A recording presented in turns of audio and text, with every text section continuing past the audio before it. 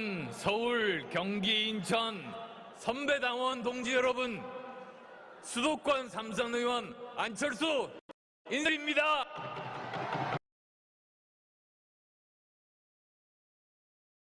민주당으로 한 번도 출마하지 않고 강북에서 경기에서 민주당의 연속으로 압승했습니다.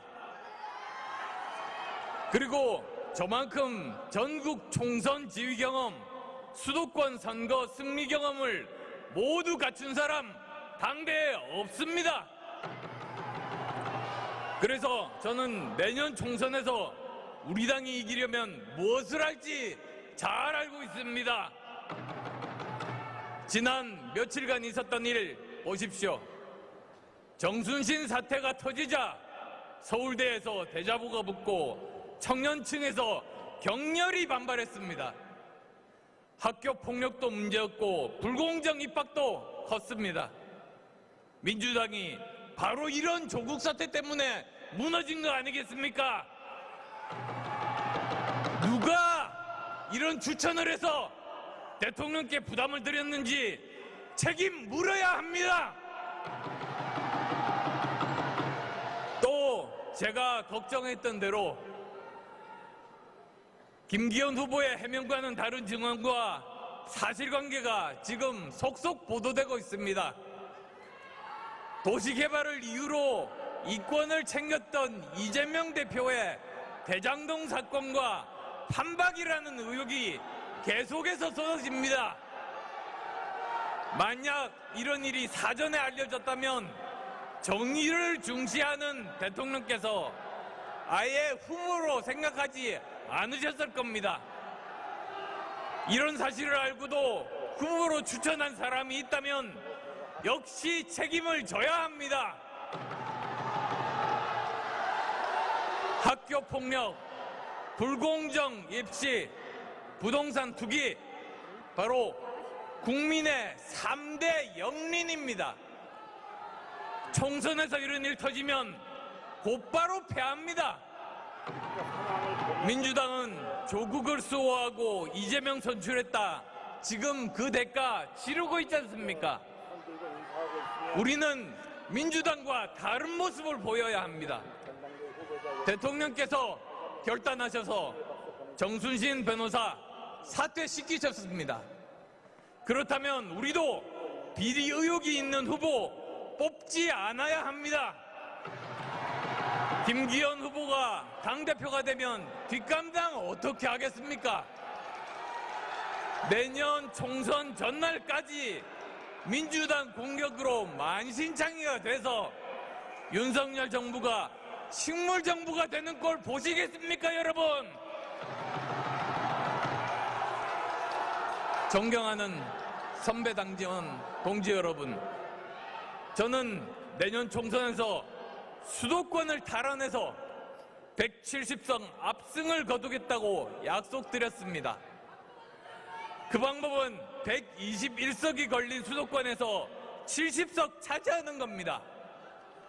수도권에서는 보수도 진보도 혼자 힘으로 이길 수 없습니다. 중도층과 청년층의 마음을 얻어야 이길 수 있습니다.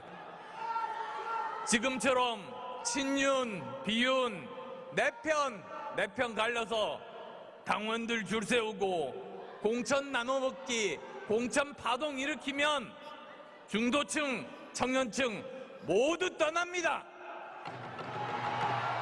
신세 많이 진 당대표는 공천 파동 일으킬 수밖에 없고 총선은 필패합니다.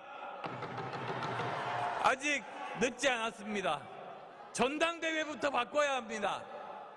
이번 전당대회는 친윤이냐 비윤이냐의 싸움이 아니라 혁신이냐 기득권이냐의 싸움이 되어야 됩니다. 여러분, 총선은 혁신과 도덕성의 싸움입니다.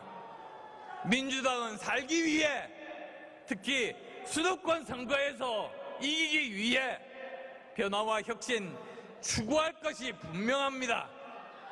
우리가 먼저 혁신의 한마음으로 뭉치며 미래로 나아가야 하지 않겠습니까? 어느 후보가 미래의 이미지로, 혁신의 이미지로, 도덕적 이미지로 당을 바꾸어서 중도층과 청년층의 마음을 얻어올 것인지 판단해 주십시오. 누가 수도권에서 지원 유세해서 한 사람이라도 더 당선시키고, 누가 중도층과 2030대에 대한 확장성으로 대통령의 성공을 튼튼하게 뒷받침할지 판단해 주십시오. 저는 이미 세 차례에 걸쳐서 당의 혁신 비전을 발표했습니다. 개혁과 변화의 상징인 저 안철수를 선택해 주십시오, 여러분! 존경하고 사랑하는 당원 동지 여러분, 이번 전당대회는 결선 투표로 치러집니다. 당원들께서 선택할 기회를 한 번 더 가지게 되는 셈입니다.